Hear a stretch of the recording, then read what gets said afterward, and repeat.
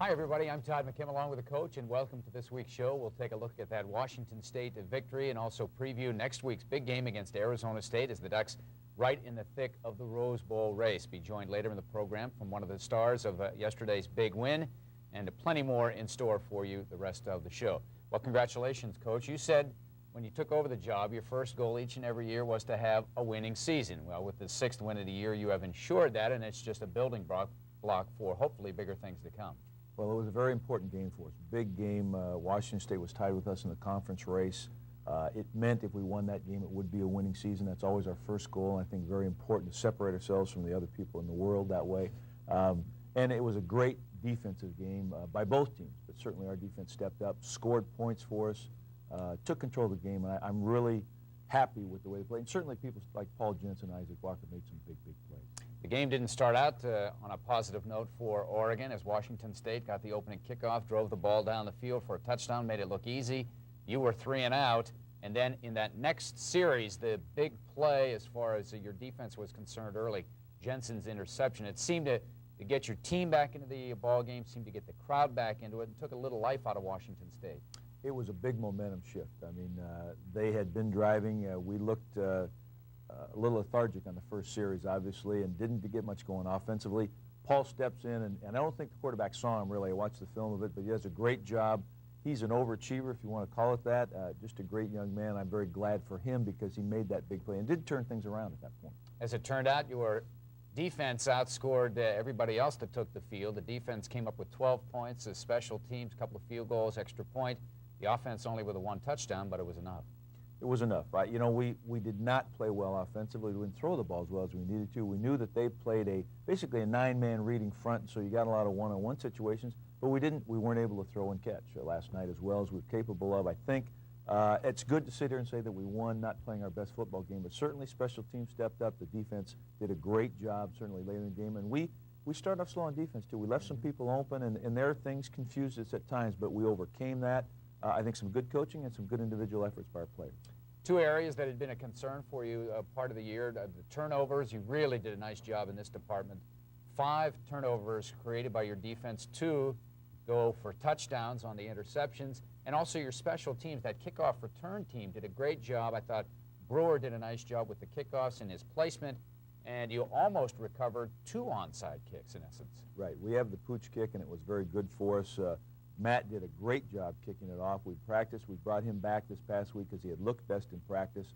It worked. We did almost get one. We did get the other, Ronnie Gibson, and it kept their return team off balance, and I think it was very good for us to see. We also got some great coverage, great hits. Jerome Perrin makes a big hit, and those are the kind of things that fire people up, fire the defense up, fire the whole team.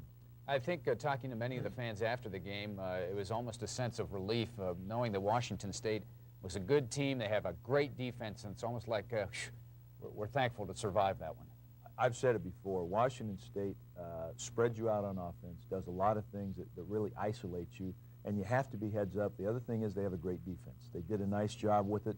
They are as good. They reloaded very well. We talked about one of the greatest defenses we played against last year. They haven't fallen off very much despite replacing 8 starters.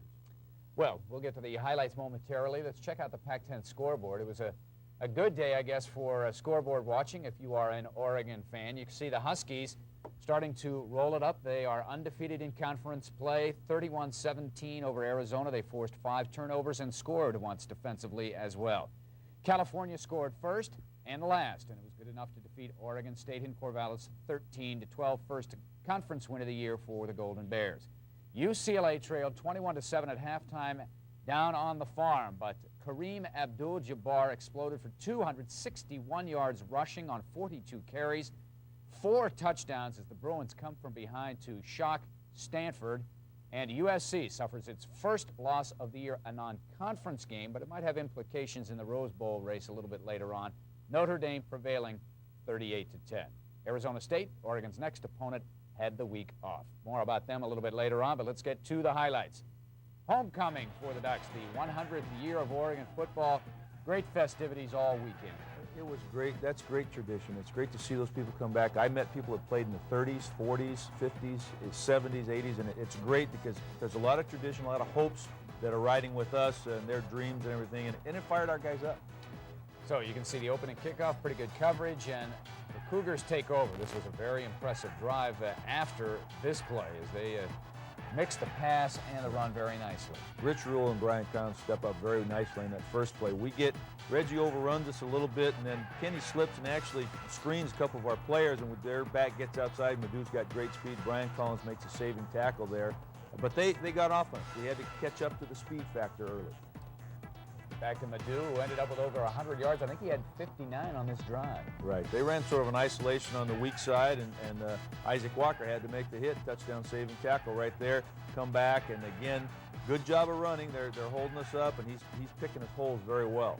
And a little bit later on, 1st and goal, Davis rolls, and boy, perfect strike to Thomas right there in the corner. Great job. They had put in their backup quarterback, Ryan Leaf, who has a 37-inch vertical jump. He's 6'5", and they were going to throw the fade to him on the other side. We covered it, came back, and just couldn't stay with the other guy. So the point after is good, and the Cougars have jumped out on top. Well, the Ducks get it, can't move it. The Cougars get it back. And a big play here. Big play here. Paul Jensen, you see him sneaking out of there, picks it off, catches it clean, and then out races even Frank Madu to the end zone. That's a great job. Great play.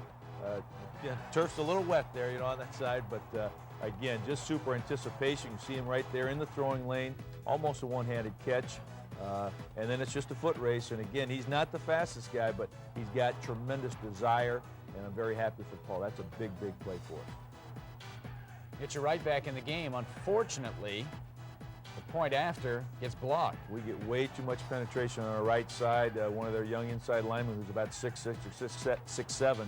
With that penetration, he was about 8 feet tall, and unfortunately blocked that kick. So that makes it 7-6. And here, we want to show you some of this kickoff coverage this week, because your guys did a great job. Yeah, we did a great job with it there again. That's Jerome Perryman on the bottom right there. David Crump is in there with him helping. And Matt Brewer did a nice job setting this stuff up. There's a big hit, and again, there's Crump coming in to finish it off. But great kicks with great hang time, which allowed us to cover very well. Again, we started getting a better feel things on defense. There's both our ends, Barnes and Bird coming in on that one.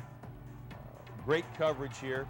And again, coverage sack with Bird and Reggie Jordan. Reggie pushing the pocket, and Dez coming in from the other side. And again, as I say, you can sort of see this one is trying to throw one side. We've got it covered. Reggie's pushing the tackle back into his face, and then just reach out, grabs him, says, hey, you're not going anywhere. That's a loss of 10. 1 of 2 sacks on the day for Reggie. Get the ball back. This is the grid pattern, and again, we get Dameron down the middle. They were very conscious of C. Mack, Christian McLemore, and Dameron makes a nice catch, and Graz makes a nice throw. We overthrew a little bit. I've got to have the physicist check if cool night air makes the ball go farther, but here, this is a perfect pass, right on the money. Dameron, good concentration. There's 2 guys coming, gets to the ball, hangs on, and big, big play. Now you have an opportunity to take the lead with a score. We're running the load off tackle. Again, we get 3. It was a tough night to run. They're a very good football team, and we knew we'd have to take our chances with some big plays. Here's a throwback to Blake Spence. He beats his man. Nice throw, perfect throw, nice score. Good to get on the board, get the lead back, get a little confidence going on the offensive side. Good protection. Nobody in Tony's face at all. He can set up, deliver the ball, and again, Blake's wide open. Nice extended catch, gets in the end zone. Point after was a bit of an adventure after penalties on both teams on different plays. So this is like the 3rd attempt. You decide just to kick the thing and go on. We were going to go for 2. We get a penalty against them, then we score. They get it against us. We move back 10 yards and figure we better just kick it. Let's get some points on the board. Come back, another high kick, great hang time, and again, Jerome Perryman.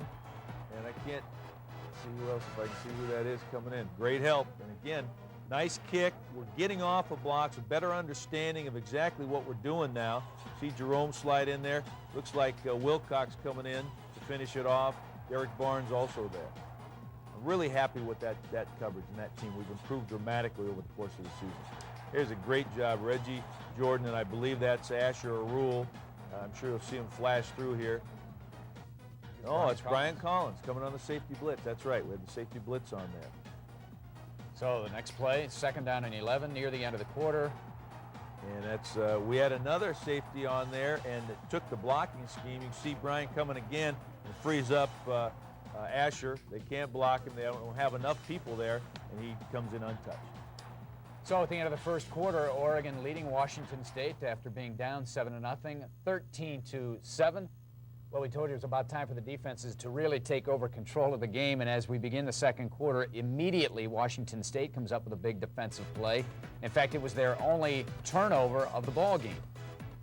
Well, Tony, we're going deep here, and he gets great protection. Actually, too much time, and he comes back to the deep receiver covered, and we don't want to throw it deep late. It's a great play by their guy. He outraces our guy for the play and makes an extended diving catch. So you backed him up deep, and now the defense wants to hold, but this is kind of a strange series for Washington State because you'd force them to take one step back, and they'd take 2 steps forward. Well, it's a great job by BJ and Lamont Woods there forcing the run, and again, they did a nice job of mixing up their play calling here. BJ slips off the interior block. Lamont comes up very well on the outside, stuffs that running play. And you're right, we get what we want initially in terms of the first couple downs. So you put them in a 3rd and 7. And they run the wide screen on us. We're not quick enough to cover it inside. That's one of the dangers of dogging and blitzing, putting yourself in man coverage. Nice job again there. Good fill. Rich Rule coming inside. Great job by Jeremy Asher that time, one-on-one tackle, which again I've said is the biggest thing this year. He's making those stops in the hole by himself. And again, we're freeing him up. The scheme frees him up. The D-line is doing a great job of occupying linemen, so he's free to run to the ball. But then on a 3rd and 11, they are able to pick up the first down. Right, we're running a zone coverage here, and they run drag the outside receiver underneath. And we just aren't quick enough to pick him up in that regard, and we've got to alert ourselves. We don't play that much zone. And again, they run through a tackle here a little bit. That Madu can sneak up on you quicker than the hiccup. I mean, he is a quick little player. Not very big in their lineman. This is a great job by Brian Collinsville. Coming in on the blitz, breaking up the potential draw play. And again, you see he's going for the quarterback.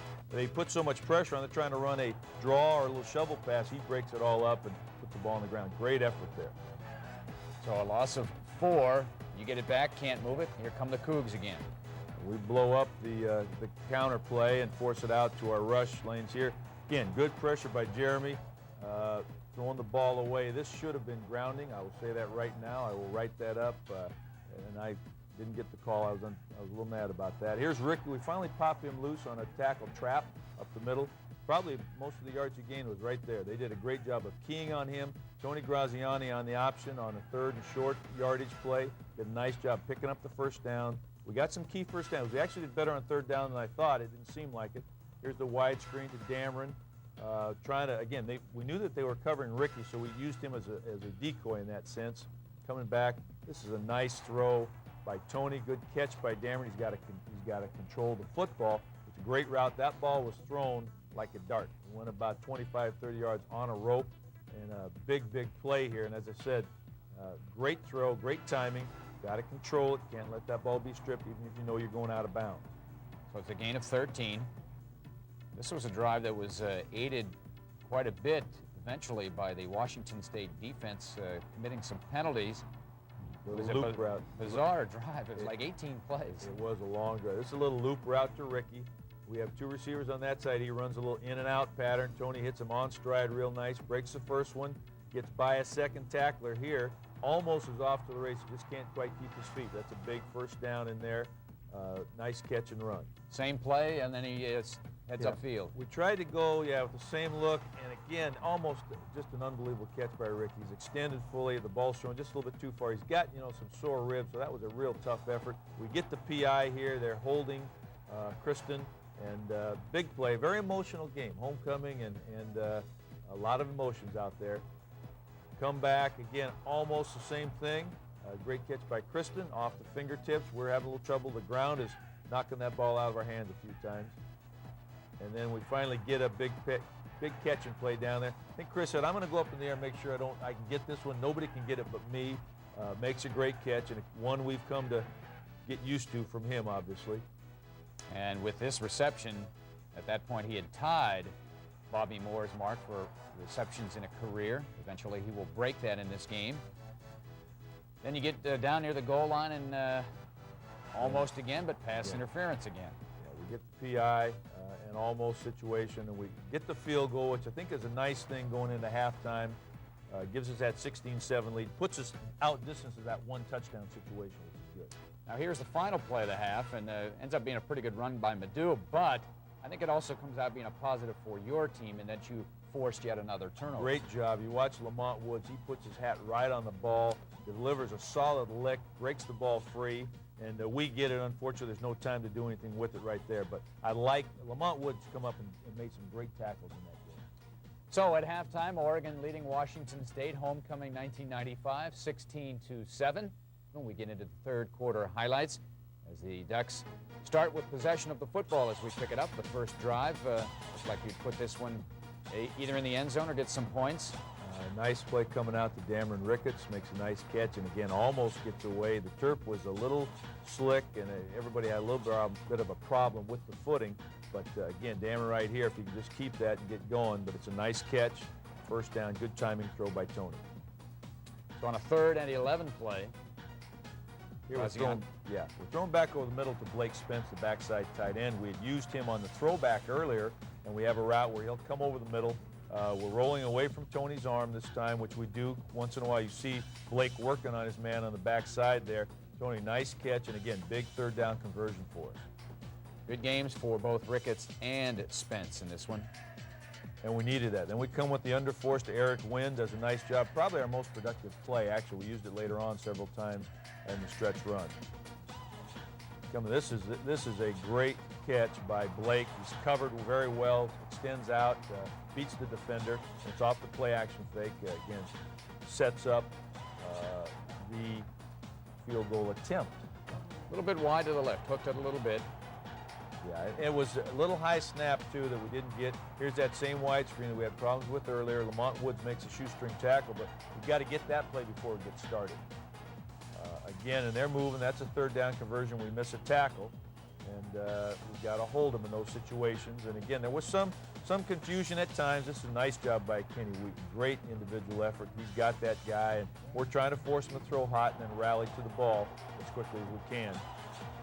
It's a good defensive stand for you because the Cougars were in scoring position but come away with no points. Right, and it's a great job. That's another coverage sack there. We have to be forced to throw the ball away. This is a big play, and Kenny Wheaton's right in his pocket battling for the ball. Everybody was covered there, and again, it was a great defensive stand. Next series for Oregon, we want to show you this play. The drive ends up stalling, but we've got to show you this one right now. Kristen McLemore with the reception on a 3rd and 21, good for 25 yards and a school record for receptions in a career. Well, there's a lot of things to talk about here. One is the fact that he got the first down. That's my first goal, and I'm happy because that's great effort by him. Nice throw by Tony. He leads him. He's covered decently, but he makes that catch. You know, we didn't talk much about the record all week or all season. I think we all knew it was going to happen, and Chris is gracious enough in this whole thing that the team goals are much more important than individual goals. They're going to happen, and they're a product of all of us working together, and I saw him say that in the paper today. I was very happy with that in terms of the whole attitude about it. Everybody was pulling for him. You betcha. Great team defense, and then a late hit that, in my opinion, should have resulted in an ejection from the game. I think we'll see this at the very tail end of this play after it's over. Yeah, this is a great defensive effort because this guy runs around, and we just have him boxed in and completely tackled. Way after the play, there is a late hit right here on one of our best football players. And again, I think there's no place in football for that. Obviously, I said it at the time, and our guys we have to stay poised. Our guys, that made them very mad. Obviously upset somebody take a shot like that. So it's a big loss because of the personal foul and the loss on the play, and it did fire up your guys, and you see Jordan gets the sack. Reggie came in here, beats his man, nice job, got him in the pocket, and he just wrestles him down, says, "You're not getting away from me this time." So 16-7, end of the third quarter. Oregon with the lead. We go into the fourth quarter. The game is still up for grabs. Washington State trailing Oregon 16-7, but the defense will come up with the big plays in this quarter. We started off with Washington State on the move in the fourth quarter, trying to close to within one score. Gain of 12 there on the pass by Davis, and then later on 1st and 10 at the 26. Yeah. BJ and Rule and a whole group, Des Bird, nice job on the counter play. Getting out there, blowing it up from the outside. Paul Jensen taking out the interference. And then again, BJ and Rule, Bird, Schmitty, all of them right there. So 2nd down and 10. Davis, a little dump over the middle to Jay Dumas. Good for 3. That sets up a 3rd and 7 from the 24. Great job by BJ spying on that last one. Here's a big, big play. The ball's tipped up. Isaac is Johnny on the spot, does a nice job here, makes one nice cut back on the quarterback, and then it's off to the races. Does a great job, and just got to make sure that we secure that ball all the way. And that is, without question, our play of the day. We're in what we call our Hawk package, which is 6 DBs. We've got our corners locked up on the wide receivers. Our dime DB is over here on the tight end. They're in a no-back set. They've got 5 wide receivers, basically. And what we did, we've got a silver, which is sort of a bracket coverage with our free safety, Isaac Walker, doubling outside to whoever of these guys would come in. Jeremy's our linebacker. He was going to sneak over and rush and force a quick throw. So we're bringing 5 guys, but we're going to spy this defensive end. He's going to sit here and sort of look for the quick pass inside or help on the screen or whatever. And the ball is tipped or bounces off this receiver running a slant. Isaac picks it out of the air and comes right down here. Really didn't get a lot of blocks. He makes a lot of this on his own, does a nice job of cutting back on the quarterback, and gets that ball in the end zone. It's a great play and a very timely play for us at that point in the game. Indeed it was. Let's take a look at it again as Davis throwing. And you see the ball, well, actually looks like it hits off the receiver's arms or hip. Yeah, he's covered so well by Kenny, he's losing sight of the ball, and I think it bounced off his arm or back hip right up in the air. And again, Isaac's right there. Great play. Sets up this nice cutback right here, makes Chad Davis miss, who's a great athlete, and then it's off to the races. And there aren't very many people that can catch Ike, give him that kind of head start. Let's see if he crosses the goal line with the ball. We're going to give him credit for 71.5 yards, but he gets the touchdown. You get the point after. It's 23-7. Now you've extended the lead. Washington State really in a major catch-up situation. They've got to throw the ball, and on the very next play, an interception. Very first. They're running a post corner move. Unfortunately, their guy falls down, and Alex runs the post corner for him, and the ball's thrown perfectly to him, which is a great play, nice timing. Again, we get some pressure, not enough. The quarterback can sit back there like the Statue of Liberty, but he makes a great throw. Unfortunately, the receiver falls down, and Alex is right there, taps the feet, makes a nice play, and a great timing for it. First interception of the year for Alex Molden. Now you're trying to run a little time, maybe score again. Under force again to Eric Wynn. Nice blocking up front. They were really keen on Ricky, so we're going to get the ball to Eric any way that we can here. Come back. This is a big 3rd down conversion. Hit Blake Spence on that pass he caught for a touchdown earlier. His one-on-one coverage on the backside makes a big, big play. Nice throw by Tony. Again, good protection. He can come out, that half roll sprint set up. And we'd worked both the inside and the outside on that backside with Blake. So again, made it tough on the defensive back. And he almost gets this one. He knew it. He was excited about getting it, but that's a big, big play. And that sets up a field goal by Joshua Smith. Banged that one through with plenty of distance to spare. We drilled that one. He was kicking very well, and again, we're very excited. Matt Belden may be coming back, but Josh Smith is doing the job for us right now. So it makes it 26-7. Here's that kind of pooch kick, and the Cougars have a mistake and recover by Ronnie Gibson. Great pooch kick, great recovery by Ronnie, great awareness. And again, the key to this is getting it up real high where the receiving team, they fair caught this last time, which we'll take that too. But here he decides he's going to try to handle it. One eye on the defense probably coming down and one eye on the ball. And again, popped out. Ronnie's right there. We recover. Again, 2 big plays back-to-back for us to really put the game away in my mind. Kind of ran out the clock and had a field goal blocked, but you're looking at one of the heroes of the game, Isaac Walker. Big night for him as he has an interception for a touchdown and also recovered a fumble. Statistically, the first page shows you how close the game was in a lot of regards. First downs, total offense. The second page shows you why Oregon won the game. Flip it over, you see turnovers, 5-1, penalties, 2-1 almost, and return yards. I mean, a lot of people forget about that, but that's part of your offense as well. 130 yards in return yards thanks to those interceptions. And 3rd down conversions, just about a wash there. Individually, rushing, Ricky had a rough day as the Cougs did a great job there. They've got a very fast and physical defense. Frank Madu got over 100, but as we mentioned, 59 on the first drive, I believe. Passing, Tony, pretty good numbers. He would tell you he'd like to do a little bit better than that with some of the deep throws, but not too bad. Touchdown, 1 interception. Chad Davis Pretty good numbers except for the 3 INTs late in the ball game. Receiving, Blake Spence leading the way. The tight end, 7 for 73. Kristen, 4 for 54. Ricketts, 4 for 68 as he gets back into that Oregon offense and becomes a big factor for the Ducks. And defensively, Collins getting a start at strong safety this week. A little different position for Brian. Woods with 9 tackles. Asher, 3 tackles for losses. And Kenny Wheaton, just another day at the office for Kenny. Now it's time to talk about the upcoming opponent for Oregon, the Arizona State Sun Devils. ASU had a bye week to kind of lick their wounds after a very difficult loss at home to Stanford, a game that nip and tuck, and I know they feel that down in Tempe they should have won that ball game. They come in 3-4. The one thing everybody has seen out of Arizona State the last 2.5 years is their quarterback, Jake Plummer. He started as a freshman. This guy is really tough to defend because he can throw it and he can scramble. He's really good. He presents a lot of problems for the defense. We call him Jake the Snake Plummer, and that's a very high praise, high compliment. He can scramble. He's got a great arm. He's one of the most mobile quarterbacks in the conference. He's got a great receiver in Keith Poole, too, is becoming a big, deep threat. I think he averaged 20 yards of reception last year. They are a tandem that you have to worry about every game. Let's take a look at some highlights of Arizona State against Stanford. You mentioned Keith Poole, and the first highlight we see is he takes it the distance on a reverse, and Jake's out there setting the blocks. Watch this. Yeah. Getting him down there. I'll tell you what, Keith has great speed. He's a big play receiver. He's a good size receiver, too. Over 6 feet tall. And they're Chris Hopkins, they've got a good running back, and they're always going to run at you and make you defend the running game, and it opens up their play-action game. Bruce Snyder has always been a big believer in running the football. You need to have balance. No question about it. He's developed some great running backs there at Arizona State and great linemen. I mean, they're going to come at you, and it's going to be a physical game as this one was. Yeah, Juan Rogabe, he's huge, a tackle for Arizona State. He's a house. He blocks out the sun. He would fill a doorway, I guarantee you. I saw him.